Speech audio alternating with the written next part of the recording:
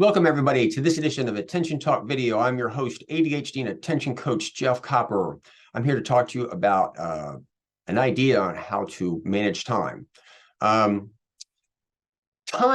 manage time basically using what we call visual imagery. It's a part of your executive functions, more specifically part of working memory, the ability to see the future. What that means is you might look into the afternoon and think, I've got an appointment at 2 o'clock. People with ADHD are often late because they think of it, appointments at 2 o'clock. And so it's 2 o'clock and I need to get going. They don't think that it's going to take them 15 minutes to get there. For those that, okay, it's going to take 15 minutes to get there, they're going to leave at 1:45. They're still late. Why? Because they didn't think, well, by the time I get my wallet, my keys, and my cell phone, it's going to take me 5 minutes to get out of the house. And then when I get there, I got to park the car, go up the elevator, find that's 5 minutes, another 5 minutes, it's 25 minutes, so that you really need to leave at 1:35.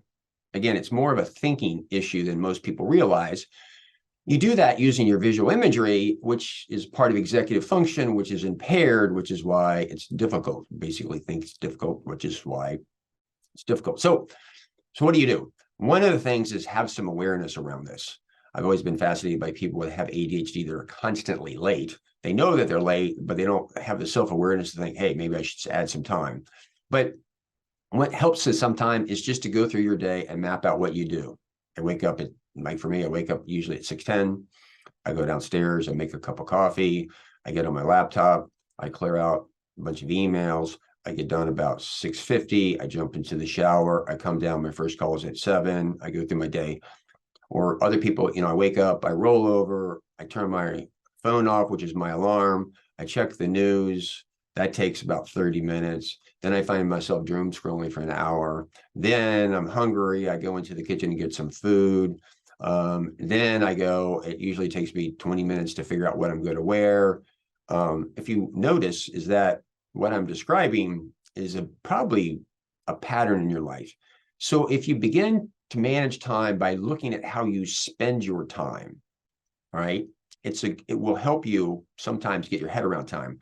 I'll never forget years ago when I was married, my ex came up to me and said, hey, let's do this thing on a weekend. And I said, well, which of the 3 weekends do you want to do it? And they were like, what? Yeah, well, yeah, we have 52 weekends a year and 49 are booked. And she looked at me like, yeah, the first weekend's the Coronation Bowl, the second weekend's the Kids Parade, then the third weekend's the Day Parade, then Super Bowl, then the Night Parade, then the Gasparilla District Classic. I can go on and on and on because I had that all mapped out.